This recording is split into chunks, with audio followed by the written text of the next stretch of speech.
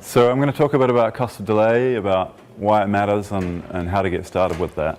This is a 45-minute slot, so it's pretty short. There's actually a workshop where we actually get dirty and do it this afternoon at 3:30 over that way. Over the last few years, we've been doing this in a number of organisations, big and small, big corporates from banks to travel companies to public sector, private sector, lots of different organisations, US, Europe, the UK, because we're not sure if the UK is part of Europe. But before we get going, I just want to ask you guys that we're going to play a little game. So I want you to imagine for a minute that you're going to be stuck on a desert island for the next 5 years. Yeah? So 1,820 days stuck on this desert island. And I want you to think about, and maybe just talk about with your neighbour, what is the one item that you would want to take with you if you're going to be stuck on this desert island for 5 years? So have a little chat and I'll come back to you in 2 minutes. Everybody clear what I'm asking? What's the one item you want to take with you? 5 years on a desert island. Go.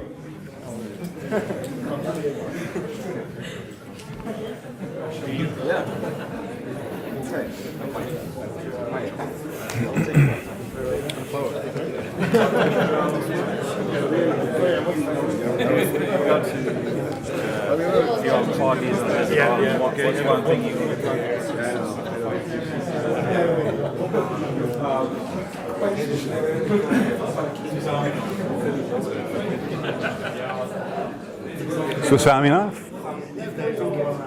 I heard someone say it. You've thought of something? You know what you take? He wants a never-ending cold beer. He does kind of look a little bit like he needs a beer, right? Yeah, tough day in the office. Okay, who wants to share? What's the one thing you'd want to take with you? Anyone? What would you take? Desert island, by the way. Sorry? How big is it? Yeah. Oh, I haven't had that question before. Let's say it's small. Why does that matter? Well, you know, I could be in the middle of it and I might need a car to get there. It's big enough. Let's say that. What would you take? Deserted. And it's deserted. Completely. No other people. Swiss Army knife. You take a Swiss Army knife. Anyone else? Satellite phone. A what? A satellite phone. You really want to talk to someone until the batteries run out, and then I'll take a boat. a boat. Okay, a life raft perhaps. A big boat, a yacht. Anyone else? Come on. Well, everyone's thought of something, I think. Yeah, everyone's had to think of something. Okay, so now unfortunately you travelled with the wrong airline, and they've lost your item. And basically, in order to get it back, they're asking you what it's worth for you to have it back. So what I now want you to have a think about, and again confer with your neighbour, how much are you prepared to pay in order to get that item for the next 5 years on this desert island? What's it worth to you, is the question. Have a chat.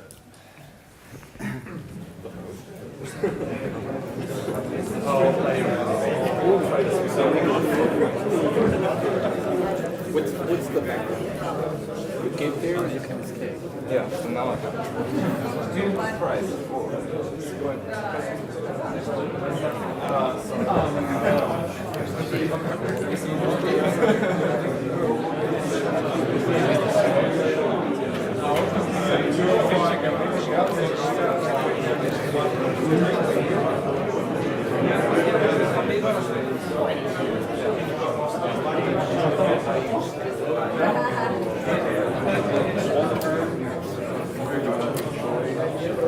Okay. How much? What was the Swiss Army knife worth to you?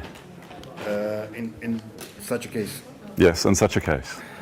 I wouldn't pay euros. A life. You should pay us. What would you? How much? What's it worth to you to have your Swiss Army knife? Everything. Everything, yeah. Okay, so all of your savings, Everything that you... your wife, your kids. Actually, What was the? you take care not to. I quite often have lost my luggage. So I always carry it myself. Yeah, and I'm normally like, as long as I've got a credit card, I'll be fine. But in this case, there's not a lot of shops that accept Amex, so you're kind of out of luck on that one. What about the boat? What was the boat worth? Impossible to have it. Impossible? Too expensive. Too expensive? 5 million. 5 millions. Wow, he's got a lot of money. Anyone else want to share what it was worth? Do we pay for it in cash? Or? The sat phone? Everything. Everything. I mean, go for 5 years. For 5 years, yeah, for a sat phone until the batteries run out. But, okay, so what we've done here is we've actually had a little crack at doing some economics, very simple economics, and it's based on our willingness to pay for something. So something we don't have, what are we willing to pay for it? And the Swiss Army knife, if I go to a shop now, it's worth, I don't know, 20 euros or something like that. But in a different scenario, maybe it's worth a lot more to us. So the value of things can actually change depending on the situation that we're in. Yeah, so some people wrongly think that economics is about money necessarily. It isn't necessarily about money. It's that the scarcity forces us to make choices, and those choices that we make is what defines the value of the things that we have. Or to put it another way, as Thomas Sowell does, it's how the finite resources that we have are used to meet infinite needs, infinite wants. Yeah? And why am I talking about economics? Why has this got anything to do with anything? We're talking about cost of delay here. But specifically, I'm assuming everyone here works in product development of some description. Everyone here working in product development, software teams or something like that? Anyone not working in product development?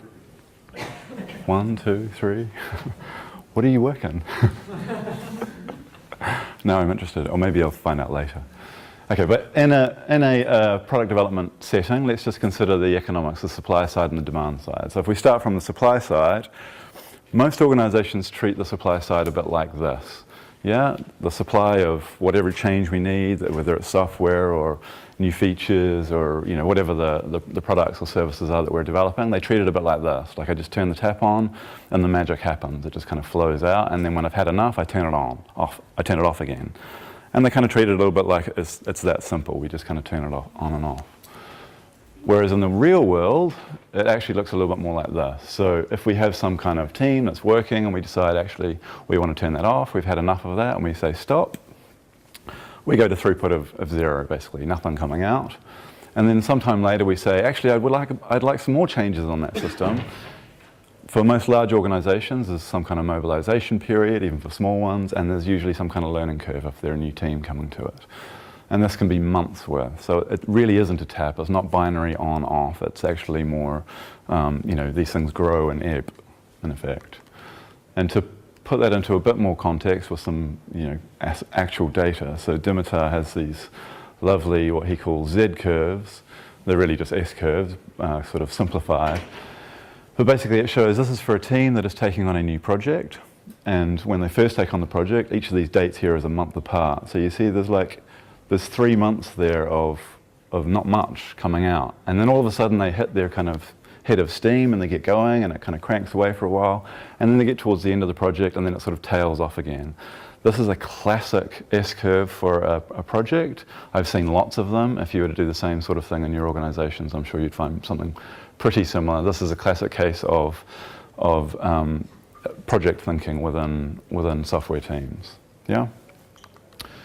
And if I was to kind of think about this a little bit, about this product development side, it's that it's not infinite, basically. We do have a fixed capacity that we can kind of deal with. It's not as nicely tunable as we would like it to be. We can't just have as much as we want. So and then if we have a look at the demand side of the equation, what does that look like? Well, in a lot of organizations it feels a little bit like this. Maybe if you're the product owner or maybe the head of IT or something like that. This is a bit what it feels like. At least that's what it feels like for me right now.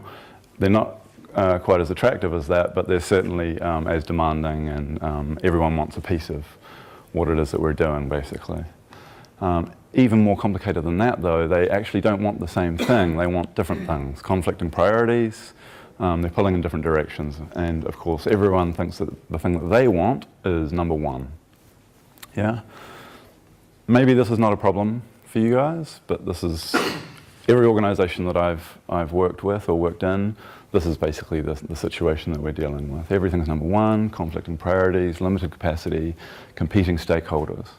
Does this sound familiar? Yeah? Okay. So, maybe an alternative title for this talk could be How to Survive in a World Where Stakeholders Want It All. And it's not just that they want it all yesterday. Yeah? Pretty common stuff. So, which brings us to this question, does supply and demand do not match, therefore we need to make some very difficult decisions about what we do and what we don't do yet, perhaps. And so I want to ask, how do your teams prioritise? How do you solve this problem in your organisations? Anyone? How do you prioritise? It's usually kind of I think it's your turn. No, Jeff Patton's turn. Hippo.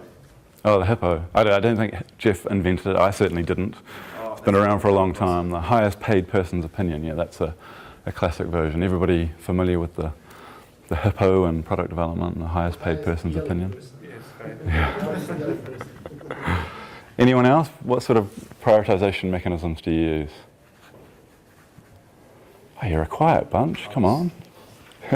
We have these evaluations by the board, management, yada, yada, yada. So they put some marks, Evaluations on different topics, so what they did, value and... Okay. Anyone else? Anybody using... Well, why don't I walk through a few that I've seen and see if anybody recognises them. Does anybody use this method? Everyone knows where it is? This is one of my pet hate prioritisation methods, the Moscow method. Does anybody know why this doesn't work very well? Can anybody tell me why this doesn't work very well? It's all a must. So you basically get this big long list of musts. The usual state that I find is when you say, oh, okay, so here's a list of requirements. Okay, we're just going to apply some Moscow to this. So what are the must-haves? Oh, we've already whittled away all the other ones. These are the must-haves. So this is the minimum sort of list. Okay, so that's not very useful. Another model which I see quite a lot of is where we basically carve up the available capacity and we allocate that capacity to certain business units or different departments within the organisation, perhaps. Sometimes that can be by product owner or product manager. So they get a certain slice of the available capacity. Anybody familiar with this or a version of this? Yeah? So you have a team that's basically dedicated to a person to control and manage. See quite a lot of it. A bit like blind justice, it's also a little bit blind to value. So unless you have managed to figure out in advance what is the right allocation to make of the capacity to that particular department or product manager, product owner, it's effectively a bit blind to value, and at least in that part of it. The one that I kind of like, the one that I see probably the most often, what I like to call the Eurovision model. It's kind of a little bit of a mix of various things, but it's usual sort of horse trading, lobbying, populism, you scratch my back, I'll scratch yours, favours for friends, that sort of thing, the sort of politics of prioritisation. You know, if you know the person who's in charge of the board who makes the decisions, then you're more likely to get your thing done, that sort of thing. Familiar with this one? Maybe Eurovision's not so popular in Croatia. The wrong first level here. Yeah, this is old. This is an old picture, obviously. It's the best one I can find. And then another version which I see a bit of in some organisations, perhaps it's a bit like this in your situations, is kind of the benefit-cost ratio high jump, as I like to call it. So there's a certain kind of de minimis benefit-cost ratio, and then projects need to get over that. There's usually an appraisal process or feasibility process with some stage gates in place to make sure that things have a certain benefit cost ratio before they can progress. And the issue that I usually find with this is that the people designing the system kind of have this view of it. So Jessica Ennis here is beautifully gliding over the bar almost effortlessly. And what you don't see is the months and months of effort that went into getting her to that position, or the 1,500 goes she had at it before she actually managed to get over it at that particular height. So it kind of hides all of that stuff that's going on upstream. And to kind of put some real numbers on this, so this is a snapshot of the work in progress that was in place when I first started working with Maersk Line, the container shipping company. And as you can see, they had nearly 3,000 items further upstream of the prioritization point where they were choosing. So ready for prioritization, all of those things in the states above, nearly 3,000, which is basically one order of magnitude higher than the things that are actually in development. Most organizations do not capture this. We call it the fuzzy front end because it's a little bit blurry and we have no visibility of all this stuff that's going on up here. Yeah, usually the first time we get any sort of handle on our work in progress is when it actually arrives in IT for some kind of estimation kind of process. Familiar? Or maybe you don't have this visibility, but I'm almost certain that if you did have it, it would look something like this. And of course, the impact of this is that it drives very long cycle times. If you're actually measuring things from when they're first captured up here, and you actually measure the cycle times, you end up with this sort of situation, very, very long cycle times, much of which is hidden from IT itself, from the development teams itself. A lot of it's upstream of it. Yeah? So that's kind of the state we're in. But what is it that we want? What are we looking for?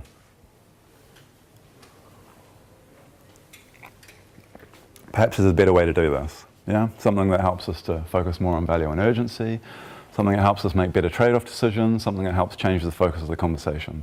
And I think from my experience with cost of delay, it's actually this last one which is the most valuable of all of it. But it's the part that people don't usually get. They think cost of delay is about prioritization, but that's like this much of what it's capable of doing. So focusing on value and urgency would be really easy if only it wasn't so hard to nail down what value actually meant. Yeah, anybody had problems sort of like, we're all talking about value, but actually my definition of value, my Swiss Army knife is worth 10 times as much as your Swiss Army knife, because I feel like I'm in a different situation relating to that. So actually nailing down what it actually means is quite difficult, quite hard to pull off. So even if you could nail it down, what we don't have, I mean, and if you do, I'd like to talk to you afterwards, but if we don't have a crystal ball that kind of helps us understand what the value is going to be. We are living in a stochastic world. There are probabilities involved, and there are lots of degrees of freedom and orders, beyond what our understanding is. There's kind of macroeconomic effects which impact these things. So we don't have a crystal ball, and as far as I know so far, we don't have a parallel universe where we can just make that one small change and then look at it after the fact and say, oh, it was that thing that delivered that value. So it's a fiendishly difficult problem to get our heads around. The usual approach is just to say, too hard, let's give up on that, we'll just go back to our Eurovision model for allocating, we'll just make it one person's responsibility for kind of managing this stuff. But we can't get away from the fundamental problem that we do have to handle this demand somehow. There is no universe where the supply and demand is in parity within product development. Yeah, your demand will always outstrip your supply. As soon as you start getting up and you're starting to deliver more, the demand will go up. I've seen this time and time again. As soon as you start delivering faster, demand actually increases. It doesn't go down. Yeah, so even if we could choose what it is that we want, we'd have to decide which order we want them in. That's the other part. So deciding what we want is one thing, but I can't eat this entire buffet in one go. I need to decide where I'm going to start. Yes? And perhaps even more important about where I'm going to start, something that Scrum, I would suggest, is not very good at doing, is helping you decide when to stop. It doesn't really have a mechanism for doing that other than trusting that the product owner will say, you know what, we've had enough of this particular area, let's move on to something else. So the value alone is not enough, we actually need to understand what the urgency is as well. And the best way I know of demonstrating this, the urgency matters, is to show a value stream map for an actual feature that was delivered. This is from Maersk Line. So everyone knows what a value stream map is. You can all identify the waiting time in here, I'm assuming. That's the red dots. The green dots are the value add.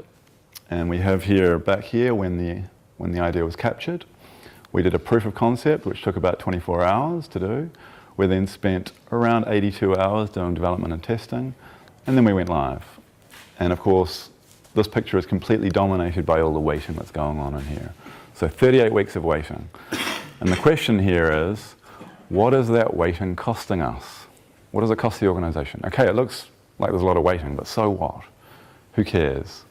What is the waiting costing us is actually the thing that I'm interested in. So for this particular example, we actually went to the effort of working it out. We caught it when it was in here waiting to go live. And we asked the question, okay, so what's this feature actually worth? And then we did a little analysis. It took about 20 minutes to do the analysis, and we discovered that this feature was worth over $200,000 per week. Now, of course, the team that were building it didn't know that.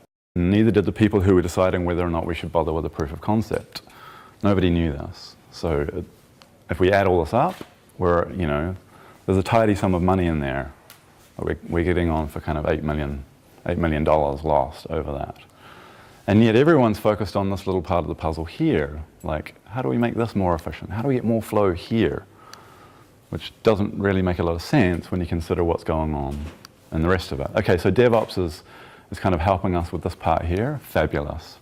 Go do that. Continuous delivery, as Mary was talking about this morning. Fabulous. Go and do some continuous delivery. But what about all of this up here? Who's focusing on that? And then Don Reinertsen kind of talks about the urgency paradox of like when things finally make it into the development teams, all of a sudden everything's very urgent and it must be done yesterday, hurry up sort of thing. But where's the urgency back here? When it's spending weeks waiting in various queues. Yeah, nobody seems to be too worried about it there. It's only when it kind of hits the development team that we're actually starting to freak out about how urgent it is. It's this very strange setup. I find it kind of weird. So I mentioned the Don, and here he is in all his glory.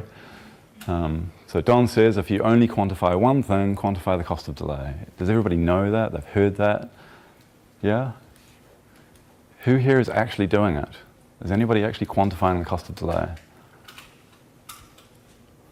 Not a lot of hands. Okay. Okay, so what is this cost of delay? It's basically the impact of time on outcomes. And to help people think about it, I basically tell them I have a magic wand in my bag here that I'm going to get out, and I'm going to wave my magic wand, and whatever idea it is that you're thinking of, whatever the product or service it is that you're thinking of, I'm going to wave my magic wand and it'll be there. It'll be like magic. And then I ask them a couple of questions. So what would it be worth if we had it right now? What would that actually be worth to the organization if we could have it now? Oh, okay, all right. And sometimes there is a case where actually no, there's some kind of regulatory date. It doesn't have any value until here. Okay, fine. So what if we had it 1 month earlier? Would that make any difference? Or what if we got it 1 month later? What impact would that have? So these are all questions which will start to draw out from people what the cost of delay is. It's not just the value of the thing, it's the urgency of it. Yeah? So cost of delay combines both the value and the urgency into a single number, which is easily comparable between different opportunities that we might be looking at. So as I say, in order to put a price tag on time, we need an understanding of value and an understanding of the urgency. So if we drill into the value part of the equation, so here's a framework for thinking about it, which I found quite useful. For most of the examples, it's in profit-making enterprises, so they're interested in revenue and costs and those sorts of things, and so here's a model that kind of works for that. We've also applied it on public sector. We just change revenue to whatever outcomes they're looking for. If you want to save more baby elephants, then how can we increase the number of baby elephants that we save, or how can we protect the number of baby elephants that we're already saving? And the costs are usually the costs, unless you're getting paid in baby elephants. Anybody getting paid in baby elephants? Maybe that's a thing in Croatia, I'm not sure. Okay. And then we basically ask the question, why should we do this? Yeah, it's a standard kind of 5 whys, pop the why stack, whatever it happens to be. And pretty much for every scenario I've come across so far, if we keep asking this question, we will arrive at one or more of these 4 buckets. Yeah, you just keep on asking why. Well, why do we want that? Well, because we want to do this. Well, why do we want to do that? Well, so that we get this. And what does that mean? Oh, that means that we get more revenue. Oh, okay, great. Or it's, oh, that's so that customers don't leave us. Oh, okay, that's protecting revenue. Oh, that's so that we can, reduce the number of people who are fielding customer service calls. Okay, that's about reducing costs. Well, this one's about reducing PR risk. Okay, that's about avoiding costs, because those PR risks have costs associated with them. And usually if you talk to people in your accounting department, they can help you with some of these numbers. Someone will have them in your organization. They're just often some other silo that you're probably not talking to necessarily. So a couple of tactics to getting to dollar figures. So the first one is we can make the value equal to the alternative. So if we're going to automate a process, then we could say, well, it's currently costing us this much in terms of people or whatever expenses that we need, so we can work out what that cost is. Therefore, the value of automating it is reducing that cost. But then we also have these a bunch of human errors that come by because the people make mistakes. So actually, if we were to automate it, we would reduce the risk of that. Okay, so we can put in some avoiding costs associated with that. So that's one kind of version of it. Another one might be to estimate the value of the effects of the change. So if we're going to improve invoice accuracy, clarity, for instance, well, if we have more clear invoices, that means that we will reduce payment delays. This is something that companies report on in their annual report, so they do actually care about it. Their receivables turnover is an important number to manage. We make it easy for customers to pay the correct amount, so they may be less pissed off with us, constantly querying, is this the right amount? So they're more likely to stay with us. It's just a nicer way to do business with them. And it can be less employee time actually fielding all these calls from people who don't understand their invoices.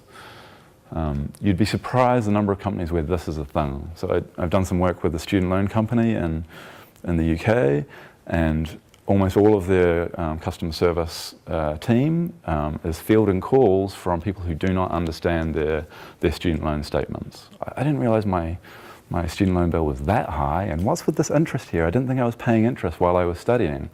Yes, you are. So on and so forth.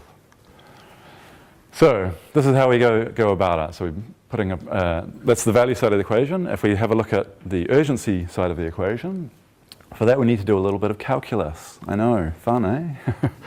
So notice on the y-axis here, we're talking about benefits per week. Yeah, this is the rate. It is not the cumulative benefits. I can look at the cumulative benefits as the area under the curve, as we'll see. So the benefits per week that something is generating. So let's say for something that has an idea that has a very long life, say you're automating something, and the peak is unaffected by delay. So if we're delayed, it doesn't mean the peak is going to be lower, because we're not in competition with someone else. So the peak is basically going to be the same whether we're late or not. It's just we're going to be delayed by an amount. So in this scenario, if we're delayed, we just shift the whole thing that way a little bit. And if we take the area under those two curves and we subtract one from the other, we can basically work out what our delay cost is. Now that sounds like you have to do some calculus in order to work it out, but thankfully for this particular example, it's dead simple. All we need to know is what the peak benefits are, and we need to know what the base of this parallelogram is. It's quite simple. It's not as difficult as you might think it is. We'll do some of this afternoon if you wanted to come along. So let's say we have some cost of delay figures. I'm not going to go into any more about that because we're going to do it this afternoon. So here we have three requirements, 3 ideas, 3 opportunities, if you like. Which one of these would you do first? Pop quiz. Yeah, you laugh because it's easy, right? It's pretty obvious. Of course we're going to do the one that's worth $1 million per week. That's dead obvious. Okay, but what if the time to deliver those varies? Maybe the one that's $1 million per week is 100 times bigger than the other ones. How do we deal with that situation? Yeah, so we do actually have to have some idea of how big these things are. It's not that I want an estimate and a date associated with it. I just need to know some information about how long it's going to block the pipeline for. Yeah. So when the time required to deliver varies, then we divide by some guesstimate of the duration. This does not need to be super accurate. I can do it with t-shirt sizes. That's perfectly fine. But not doing it at all is a little bit mad. Unless everything that's coming into your product development is exactly the same size, then I'd say, well, unless they're roughly the same size, then I'd suggest dividing them by some estimate of duration does make sense. So basically, cost of delay divided by duration, we put the cost of delay on the numerator, which of course includes the value of the thing that we're delivering and the urgency of it. And then on the denominator, we put the duration. I'm not actually that interested in the cost of it because that's relatively fixed cost and it's related to the time anyway, so it's not a big deal. So I'm interested in how long the pipeline is going to be blocked for. Yeah, everyone following me? Am I making sense? So maybe you've seen these before, but let me run through it. So if we were going to compare CD3, cost of delay divided by duration, to some other scheduling methods. So first in, first out, if we have project A, it's going to block the pipeline for 5 weeks. It has a cost of delay of 1,000 per week, and that gives me a CD3 score of 200. But basically, if I deliver as they come in, A, B, and C, so if I delivered A, while I'm delivering A, I'm incurring the cost of delay of A and B and C. And then I get A, fabulous. While I'm delivering B, I'm still incurring the cost of delay of B and C. And while I'm delivering C, I'm incurring the cost of delay of C. And if I work out the area under that curve, it gives me 50,000. So that's basically the total delay cost. Not the cost of delay, the delay cost. Cost of delay is a rate. It is something per week, something per month. The delay cost is basically summed up over a period. Yeah. If we compare that to, switching that around so that we deliver in CD3 order, so that we deliver the thing with the highest CD3 score first. So while we're delivering B, we still incur this cost, and C, the cost of delay of the things that are still waiting, but basically there's a massive reduction in the total delay cost that we've incurred. And if you don't believe me, you can go and do the math, or if you're struggling to sleep, you can kind of work it out for yourself, perhaps. But basically, it's basically maths. It's not a question of opinion. It's pretty simple, really.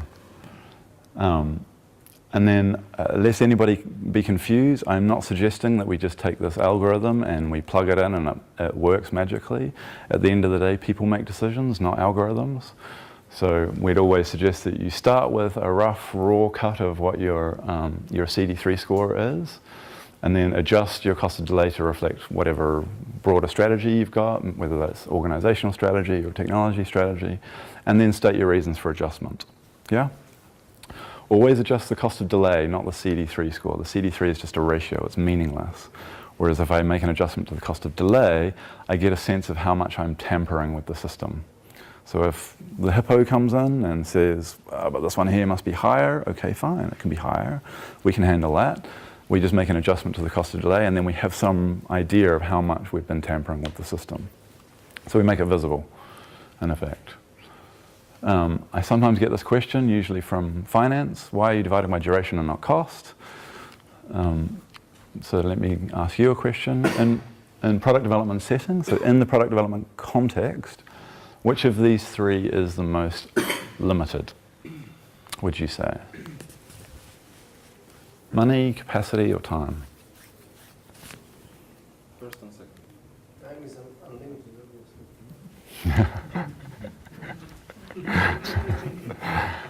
Money, usually, if you've got a really genius idea, you'll find some budget for it. I mean, if it's really that great, they'll raise some capital in order to pay for it. Capital is extremely cheap right now, so usually it's not a question of money.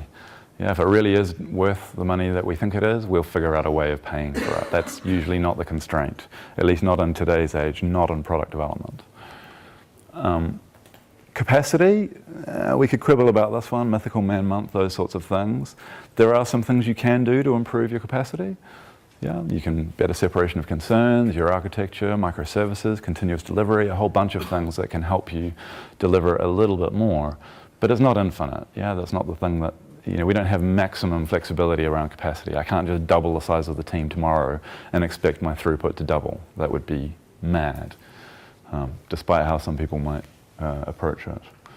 But time, on the other hand, is fixed. Yeah, we can't go back. We can't replace it. The 45 minutes that you're spending here with me today, you're never going to get back. I'm very sorry about that. So consequently, this question is actually quite important to me. How long is the pipeline going to be blocked for?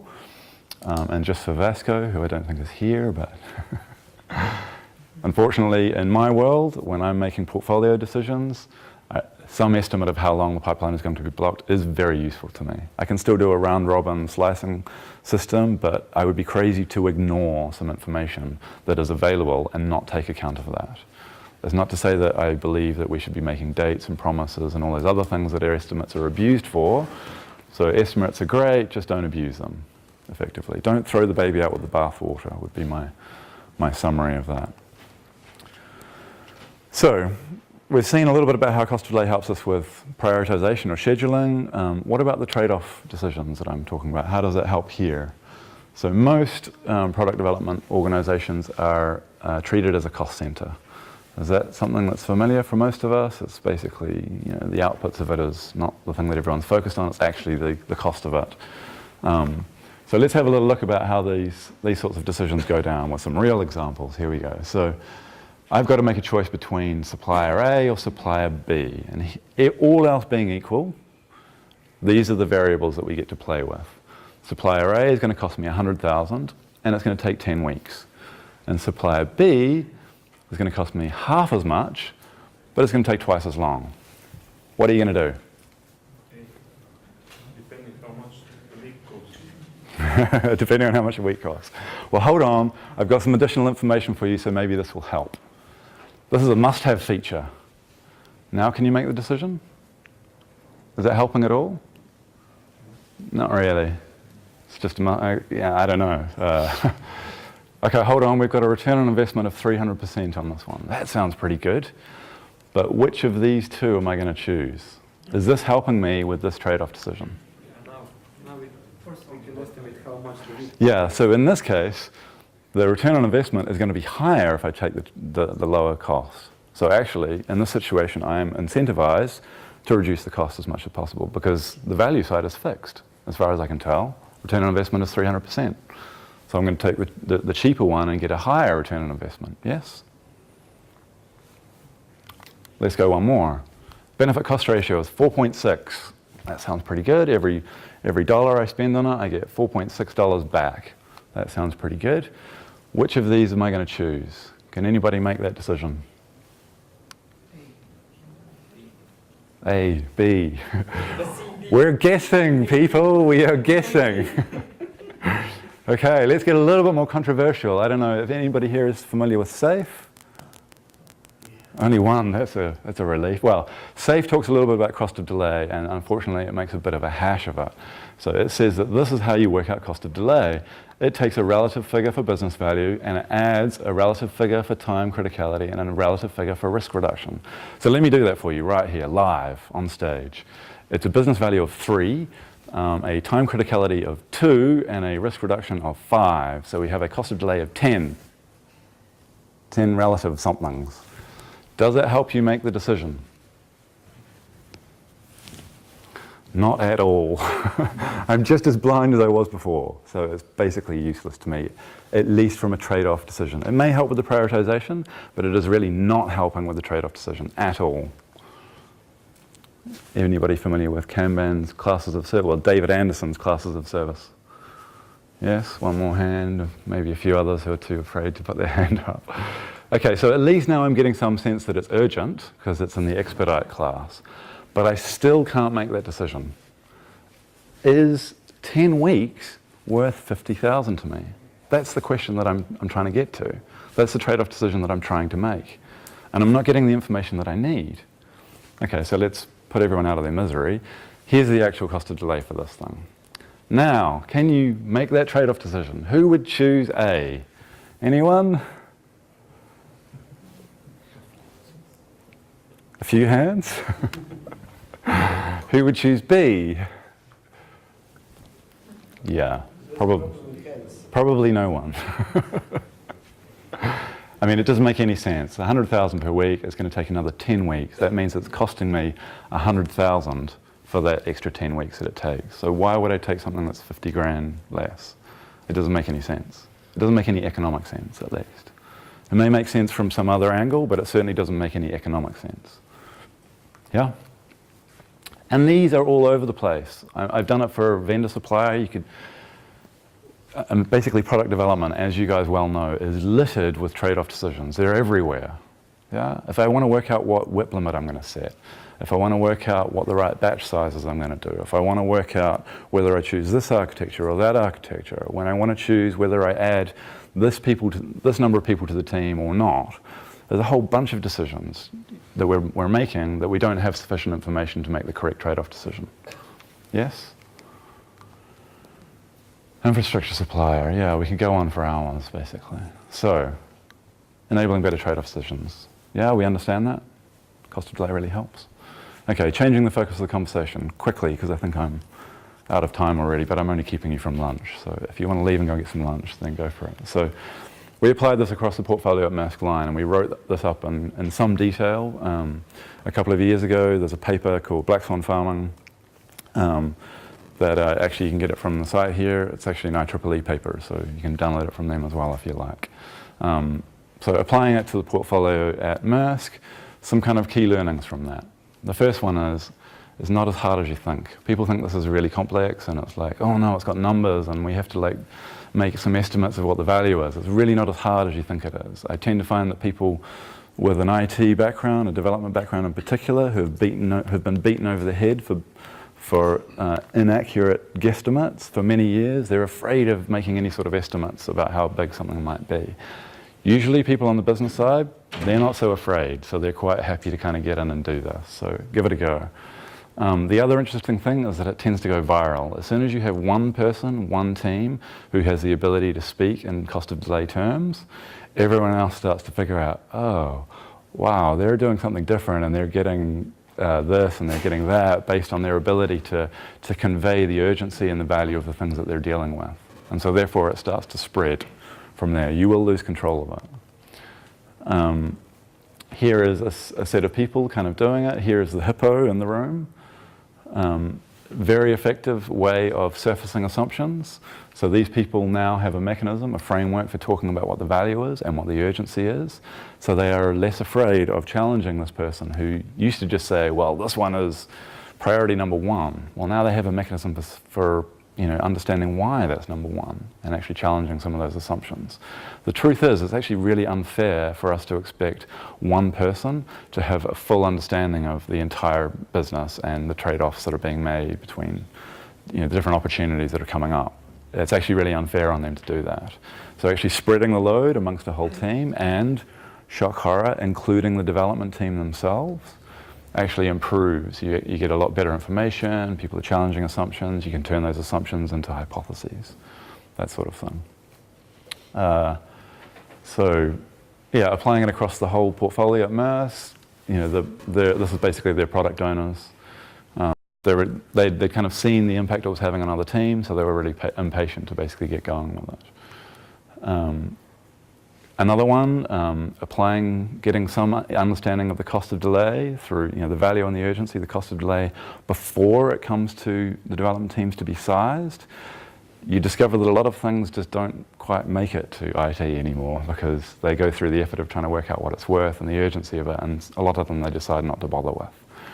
So it actually reduces the impact of teams who are usually swamped with, can I get an estimate for this? Can I get an estimate for this? Can I get an estimate for this? Enterprise architecture started using it, which is fascinating. And there is, you've won when you start getting kind of senior managers talking in terms of cost of delay. Nobody's asking about dates and how much it's going to cost anymore. They're talking in these sorts of terms, like, why is this waiting in this queue for so long? Don't you understand the cost of delay is this? So it actually changes the conversation massively. So rather than talking about how much something's going to cost, instead they're talking about what the value of it is. Rather than focusing on the schedule, they're actually more interested in the urgency of it and therefore the speed end to end of getting these things. And rather than talking about scope, they're kind of more focused on the feedback and learning whether it turns out to be as valuable as we thought it was going to be. So a massively useful tool for breaking apart the tyranny of the iron triangle, which I'm sure none of you have ever suffered with. And then, did it work? Yeah, so, there were a whole bunch of other changes that we made at Maersk, but, cost of delay was an important ingredient in what we were doing. So, a huge reduction in the end-to-end cycle time from capture through to delivery. This is for their centralized booking engine, so basically the heart and soul of the entire operation. Any strategic change needed a change to this system here. So when it was 208 days on average, down to 104 days on average, that's a massive improvement for them. Same thing for their centralized finance, their invoicing and payment system, which is SAP, love it or hate it. 168 days previous cycle times end to end down to 60 days. And then we had a target basically across all apps to get it down to less than 90 days, which doesn't sound like a lot, but for them it was like a sensible initial target, initial goal for them to shoot for. Slightly surprisingly, massive improvement in quality, much fewer defects, much fewer delays, and expensive patches were also reduced. And the benefits per dollar invested were actually vastly improved as well. And not something that we were aiming for, but reducing waste had a big impact on this. So we didn't need 9 project managers managing 3 releases in parallel anymore. So we basically do away with a layer of management and kind of make some improvements to both throughput and cost per hour, which was something that they wanted, they asked for, but we never promised. It just so happens that, you know, as we know, if you focus on cost, your costs go up, or if you focus on value and urgency, then other things happen. Strangely, sometimes your costs go down as well.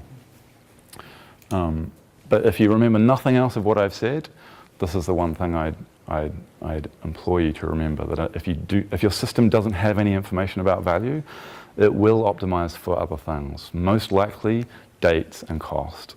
So you need to inject some information about value into the system for it then to reorganize, reconfigure itself in order to therefore focus more on the value and the urgency of the things. A couple of other surprising things. The distribution of value on your backlogs is not even. It's vastly non-linear, basically. So the top 25% of requirements, the top quartile, is a number of orders of magnitude more than the bottom. This shouldn't be a surprise to us, but it was to a lot of people. In fact, if we were to plot it feature by feature, this is basically what it looks like. So given that this is how it looks, you know, treating things as being a Fibonacci sequence or a value or even or Moscow doesn't really make any sense. There's basically a smaller number of features that end up having a very high cost of delay, but unless you're actually making the effort to have a look at that, you won't know about it. And it's repeated system after system, team after team. I've seen so many of these now, it doesn't surprise me. But it's pretty much always this shape. It's the same basic shape. The depth of it changes, but basically it's always this sort of shape from team to team. Interestingly about this one here is that this is 2 different. Maersk has a wholly owned subsidiary called Damco, which is a freight forwarder, and they use the same SAP system. They pay for their changes to the SAP system with real money by transferring money to the parent company, Maersk, so it affects their bottom line. So you'd think that they'd be really focused on finding the really valuable things and only asking for those. The reality is, no, it's exactly the same, basically. So team after team, it looks the same. So in effect, we need flexibility, not fixed scope or fixed time frames. Because when are you going to have the idea, the arrival of these is random. So collecting all your requirements and thinking that you're done, and then just delivering those is a stupid way to operate, because these arrive randomly. And a lot of them come about because you're thinking about the feedback that you're getting from actual customers. And then you discover something that turns out to be a lot more valuable than you think it was. Yeah? It's a classic example from hotels.com, where they made a change at the bottom of the cart when you're about to buy your holiday. It says, there's a little piece of text which says taxes and fees included. They changed that text by 1 point, and the cost of delay of making that change was worth 50 million over a year. So it's like 900,000 a week for every week that they didn't make that change. This is a tiny change in CSS. Yeah, it's ridiculously small. It takes hours to make the change, and yet it has that sort of impact on their bottom line. So there are a bunch of things for which these small things are kind of sitting around, but everyone's focused on whatever was promised to the board 3 months ago, which is a terrible way of operating. So, a few other things to say. Categorization is not enough. You can't just say it's, you know, this category and that category and that category of cost of delay. You actually need to quantify it. I'm sorry, there's no shortcut for that. Just choosing the urgency profile, a la kind of classes of service, the the urgency profiles alone are not enough. You do actually need to go to the effort of putting the value and the urgency profiles together and then getting a like-for-like comparison. And again, please remember this is not just for prioritization. It's very useful for prioritization, but there are thousands of trade-off decisions that are affected by this information. If we don't have it, people will make wrong decisions. So, improves prioritization, better trade-off decisions, changes the focus of the conversation. And that's me. And I've only run over by 15 minutes. If you want to ask any questions, I'll be right here wearing just these clothes about now, or you can just kind of yell them out if you wanted to. Or otherwise, lunchtime, I guess.